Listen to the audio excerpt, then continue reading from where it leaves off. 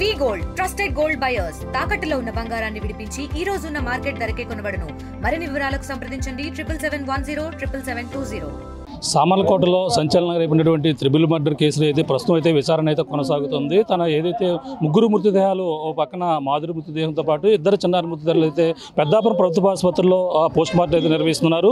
అలాగే తన భర్త ఎవరైతే ఉన్నారో ధనుంజయ్ ప్రసాద్ కూడా ఇక్కడే ఉన్నటువంటి పరిస్థితి ఉంది. కన్నీరు మున్నీరుగా విలిపిస్తున్నారు. మనం చూడొచ్చు భర్త ఎవరైతే ఉన్నారో ధనుంజయ్ ప్రసాద్ మనం చూస్తున్నాం. ఇతనే కన్నీరు మున్నీరుగా విలిపిస్తున్నారు. అసలు ఏం జరిగిందో మాట్లాడే ప్రయత్నం చేద్దాం. చెప్పండి, మీరు ఎప్పుడు వచ్చారు? ఉదయం ఎన్ని గంటలకు వెళ్ళారు డ్యూటీకి? ఎప్పుడు? పొద్దునే 7 గంటలకు వెళ్ళిపోతుంది సార్ డ్యూటీకి వెళ్ళిపోయిన తర్వాత నా బండి రిపేర్ అంటే అక్కడ వెళ్ళి తమ్మేసేసి నా బండి రిపేర్ అన్నారు. అయితే సెల్లర్ని మెకానికల్ కాసుకొచ్చి కొద్ది బండి తెచ్చుకొని స్టార్ట్ చేసుకొని డీజిల్ కట్టేసుకొని మా సార్ ఇంటికి వెళ్ళి సార్ని ఎక్కించుకొని క్యాంప్కి వెళ్ళి క్యాంప్లో ఇంకొక ఇద్దరు లేబర్ని ఎక్కించుకొని మళ్ళీ ఇంకో క్యాంప్లో సార్ దింపేమంటే అక్కడ దింపిన తర్వాత బండి స్టార్ట్ చేసి ఉంచాను. సార్ బ్యాటరీ పోయిందండి, ఏసీ కూడా పనిచేయదు, ఇది ఎలాగంటే నువ్వు బండి తీసుకెళ్ళి రిపేర్ చేయించుకోమన్నారు. మళ్ళీ క్యాంప్ 2లోకి వెళ్ళి అక్కడ సార్ బండి ఇలాగ ప్రాబ్లం ఉంది అంటే నువ్వు పట్టుకెళ్ళి చేయించేసుకుంటే ఢిల్లీ పవర్ సెట్లో రాజుగారి గ్యారేజ్ ఉంటుంది సార్, అక్కడే చేస్తారు. అక్కడ తీసుకెళ్ళి బండి ఇప్పించుకొని నేను అక్కడే 3:30 దాకా వచ్చాను.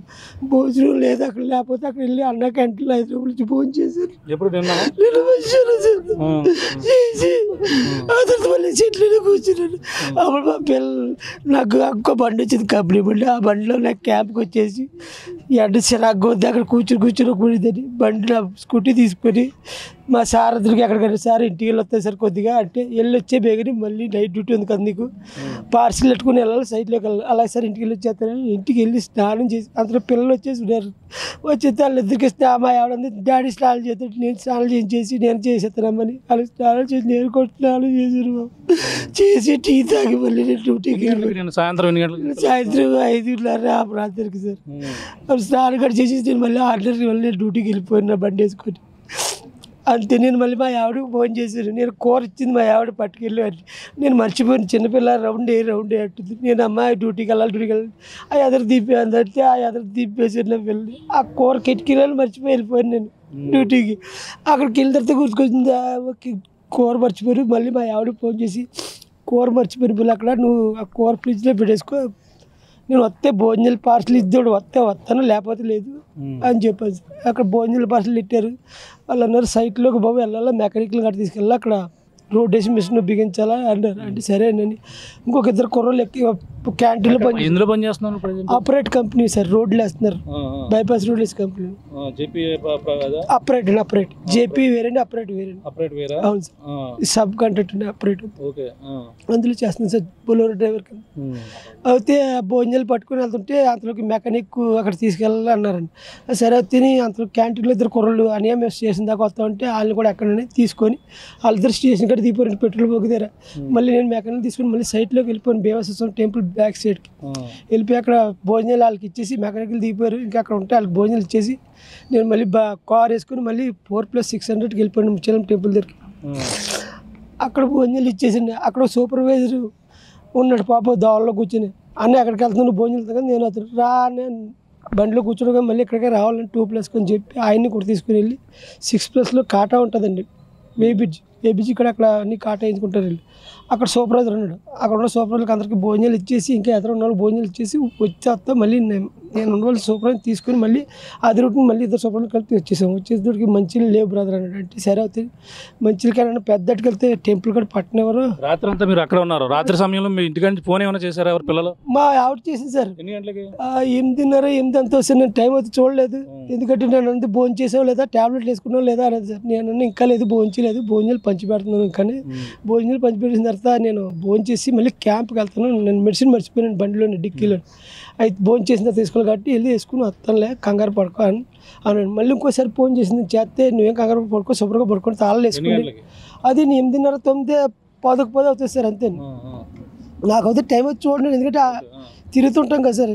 అక్కడ అన్లోడింగ్ ఇక్కడ అన్లోడింగ్ లోడింగ్ అని ఉంటాయి, నెలని శుభ్రంగా తిప్పుతుంటాం అన్నమాట. ఇంకా అలాగే అవి అయ్యిందండి. అయిన తర్వాత భోజనం చేసి మళ్ళీ సూపర్వైజర్ అన్నాడు మన పని ఎక్కడికైనా ఎక్కడికి వస్తే క్యాంప్కి వెళ్ళి అంతలోకి మళ్ళీ ఇంకో సూపర్వైజర్ ఫోన్ చేసి సార్ నువ్వు 8+లో భోజనం ఇవ్వలేదంటే అక్కడ చూస్తున్నాడు పాప. పనిలోనే ఉన్నావు సూపర్వైజర్. ఉదయం ఎన్ని గంటలకు వచ్చావు? డ్యూటీ ఎన్ని గంటలకు అయింది సార్? నా డ్యూటీ 6:30 వర్క్ అంతా అయిపోయింది సార్. అయిపోతే నేను క్యాంప్లోకి వచ్చి బండి కడుక్కొని శుభ్రంగానే బండి అప్ చెప్పేసి నేను వేసేసి ఇంటికి బయలుదేరి వచ్చానండి. ఇంటికి రావాలి సరిగ్గా 7:20 అంత అవుతుందండి. వచ్చి నేను గేట్ తలుపు తీసలేదు, ఏసీ ఉంది. ఎప్పుడు అంత పొద్దున్న దాకా ఏసీ ఉండదు, పొద్దున్న లేచిపోతారు వెళ్ళి, ఎందుకంటే డైలీ లేస్తారు. టీ లేకలేదు, టీలు సెల్ అవుతుంది, మాదిరిని కాకిసారి పలకలేదు. మళ్ళీ నేను ఏం చేశానంటే సరే అయితే అందులో కిటికీలను చూడడానికి ఏముంటుంది, ఈ రూమ్లోనే పడుకుంటారు అందరూ. సర్లే నేను అలా గోడ దూకెళ్ళి మళ్ళీ తలుపు పడుతుంటే అంతలోకి 5 రూమ్ ఆవిడ వచ్చింది. అదే బావా అలా కేకలేస్తున్నాను. ఏమన్నా తలుపు తెలియదు ఇందాక నుంచి కేకేస్తున్నానంటే నాకు ఇంకేం తోచలేదు. నాకేంటంటే ఎప్పుడు అంత పడుకోరు కదా, నేనేం చేశానంటే సర్లే అవుతా అని కొడుతుంటే అంత బాబు సుత్తి ఉన్నా బాగుంది అవుతే ఈ అమ్మ అని ఆ తాళంకా బదులు కొట్టాను, నేనే బదులు కొట్టాను. ఎదురింటి ఆవిడండి ఇచ్చింది బాబు బదులు కొట్టి. మరి ఏంటంటే తలుపు తీయబోదు, ముగ్గురు అలా పడున్నారు వాళ్ళు. అంతేనండి, మీకు నాకేం తెలియదు. అదే చూసింది. మీతో పాటు తాళం కొట్టినప్పుడు మొత్తం అందరూ కూడా చూసారు సార్. నేను తాళం కొడుతాడు ఆవిడది, తాళం కొట్టు బాగుంది కొట్టిన తర్వాత కొట్టెళ్తాడు. కేకలు వచ్చేసి అతను పక్కన వాళ్ళు అందరూ వచ్చారు. ఈ బయటికి కూడా తాళం అంతా కుర్రలు పగల కొడుతున్నారు, పగల కొట్టారు. ఆ తర్వాత నేను లోపల తాళం కోసం నిలుపుతున్నాను. తాళ్ళు ఎక్కడ నిలుపుతుంటే బ్యాక్ సైడ్ తలుపు ఓపెన్ చేసి ఉంది, నేను చూడలేదండి. నేను వీళ్ళ దగ్గర ఉండలేదు, చూడలేదు. అప్పుడు బ్యాక్ సైడ్ తలుపు ఇలా తీస్తుంది, తాళం కప్ప కిటికీ మీద పెట్టేసి ఉంది, తాళం చేతులు తట్టి. తాళం ఉన్నప్పుడు అంతలో వీళ్ళు తాళం కప్ప బదులు కొట్టేశారండి అంతలోకి వెళ్ళి. అదే అంటే ఎదరు తలుపులు మరి తీసి ఉంటే గడ పెట్టారు లోపల. ఒక పక్క తగ్గితే లోపల డోర్ పెట్టేసి చెప్తుందండి గడ. ఎదరు దానికి తాళం వేసేసి ఈ డోర్ నుంచి వెళ్తాం, ఈ డోర్ నుంచి వస్తాం మేము. ఎప్పుడు బ్యాక్ సైడ్ ఎప్పుడు తాళం వేసే ఉంటుంది, ఎప్పుడు తీయం మేము. ఆ తాళం మరి ఎలాగైందో ఆ తాళం తీసుంది. ఎలా ఉన్నాయి మీరు వెళ్ళబోతుకు లోపల ఎలా ఉన్నారు వాళ్ళందరూ? శవాలు అయిపోయి ఉన్నారు బాబు, రక్త మరుగులు ఉన్నారండి ముగ్గురు. మా ఆవిడ వారా ఆ పిల్ల ఇటు, ఈ పిల్ల ఇలాగా ఉన్నారు బాబు ముగ్గురు. అంతేనండి, నాకు ఇంకేం తోచలేదు.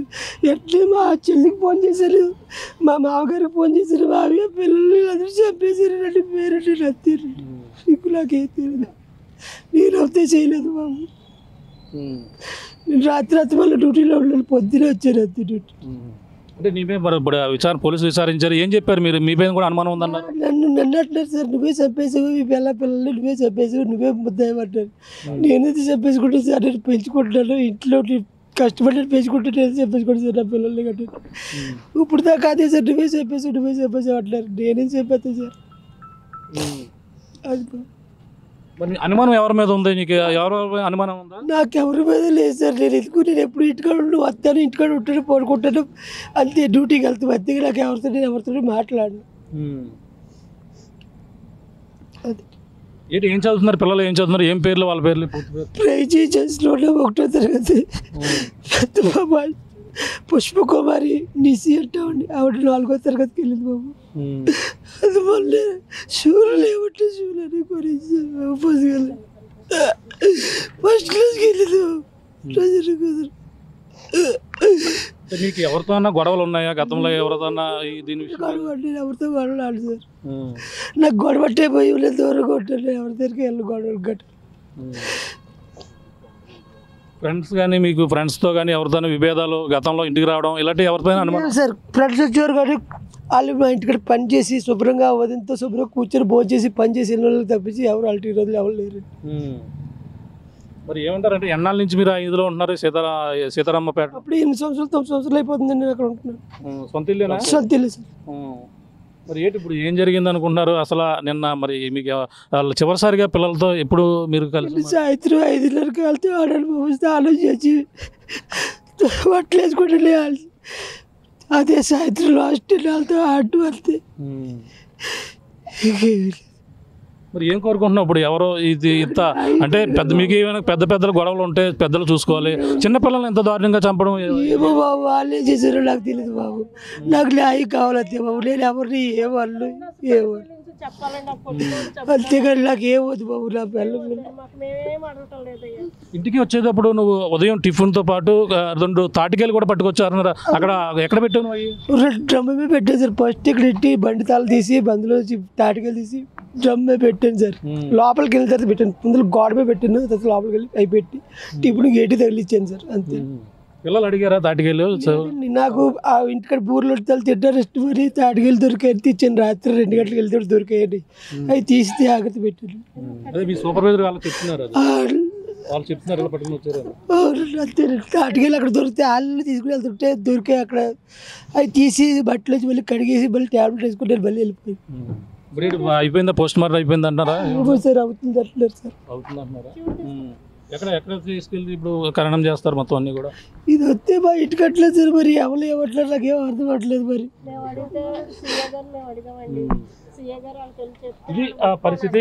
ప్రధానంగా అయితే మనం చూసాం, ఎక్స్క్లూజివ్గా అయితే మాట్లాడే ప్రయత్నం చేసాం. ధనుంజయ ప్రసాద్ అయితే కన్నీరు మున్నీరుగా వెలిపిస్తున్నారు. నిన్నంతా కూడా మొత్తం తన బైక్ రిపేర్ నిమిత్తం కూడా వెళ్ళడం అవన్నీ కూడా చేయించుకోవడంతో పాటు ప్రధానంగా నిన్న డ్యూటీలో ఎక్కడైతే ఆయన పనిచేస్తున్నటువంటి ఈ యొక్క అచ్చంపేట జంక్షన్ సంబంధించిన రోడ్డు పని ఏదైతే ఉందో అలా బొలోరో వాహనం డ్రైవర్గా పనిచేస్తున్నారు. ఆ డ్యూటీలోనే ఉంటూ మొత్తం నిన్నంతా కూడా బిజీగా ఉన్నారు. నిన్న సాయంత్రం ఇంటికి రావడం, పిల్లలతో సరదాగా గడిపి వాళ్ళకి చివరిసారిగా స్నానం చేయించి వాళ్ళందరం కూడా అదే నా చివరి స్నానం అయితే అయ్యింది. వాళ్ళతో సరదాగా మాట్లాడిన తర్వాత మళ్ళీ తిరిగి నా డ్యూటీకి ఆ టైం అవుతుందని కూడా వెళ్ళిపోయినటువంటి పరిస్థితి ఉంది. వాళ్ళు చివరిగా ఒక క్యారేజ్ కూడా పెట్టారు, బాక్స్ కర్రీ కూడా పెట్టిన నేపథ్యం అది కూడా మర్చిపోయానని ఫోన్ చేసి కూడా చెప్పాను తనతో కూడా. తర్వాత ఆ సమయంలో అందరూ కూడా భోజనం సప్లై చేసే కార్యక్రమం మొత్తం ఆ సైట్లోనే మొత్తం అంతా వ్యవహారం అంతా కూడా తిరిగాను. నేను అంతా కూడా తిరిగాను. కానీ ఉదయం వచ్చేసరికి మొత్తం అంతా కూడా తాళాలు వేసి ఉన్నాయి. ఏసీ పక్కన ఉంది. ఇవన్నీ కూడా వికటజీవిగా చుట్టుపక్కల ఉన్న వారు అందరూ కూడా పిలిచి తాళాలు బద్దలు కొట్టి లోపలికి వెళ్ళి చూస్తే వాళ్ళంతా కూడా ఆ వికటజీవిగా మొత్తం అందరూ కూడా పడిపోయి రక్తపు మడుగులో ఉన్నటువంటి పరిస్థితి చూసి అందరూ కూడా ఒక్కసారిగా షాక్ అయ్యి తనంతా కూడా ఏం జరిగిందో తెలియని అయోమయ పరిస్థితిలో ఉన్నట్టు కూడా ఆవేదన అయితే వ్యక్తం చేస్తున్నారు. ప్రస్తుతం అయితే పోలీసులు ఉదయం నుంచి కూడా తనపై కూడా అనుమానం అయితే వ్యక్తం చేశారు. ప్రస్తుతం అనుమానం వ్యక్తం చేసినప్పటికీ ఆ పోలీసులు అయితే ఇప్పటికే కొన్ని కాల్ డేటాను కూడా సేకరించారు. కాల్ డేటా కూడా ఆధారంగా కూడా విచారణ అయితే వేగవంతం చేస్తున్నారు. ప్రస్తుతం అయితే పెద్దాపురం ప్రభుత్వ ఆసుపత్రిలో పోస్ట్ మార్టం అయితే నిర్వహిస్తున్నారు. ఇద్దరిని కూడా ఇక్కడ తండ్రి కన్నీరు మున్నీరుగా వెలిపిస్తూ తనపై ఈ హత్య నేనెందుకు చేస్తానంటూ కూడా కన్నీరు మున్నీరుగా వెలిపిస్తున్నారు. తనపై ఎవరు దీనిపై ఈ విధంగా చేశారు, విచారణ అయితే చేపట్టాలంటూ కూడా కోరుతున్నటువంటి పరిస్థితి ప్రధానంగా కనపడుతుందని చెప్పాలి. ఈ యొక్క ఘటన అయితే త్రిబుల్ మర్డర్ అయితే అలాగే తల్లితో పాటు ఇద్దరు పిల్లలను కూడా ఈ విధంగా చంపిన వారు ఎవరైనా సరే కఠినంగా శిక్షించాలంటూ అందరూ కూడా కోరుతున్నటువంటి పరిస్థితి ఇక్కడైతే ప్రధానంగా కనపడుతుంది.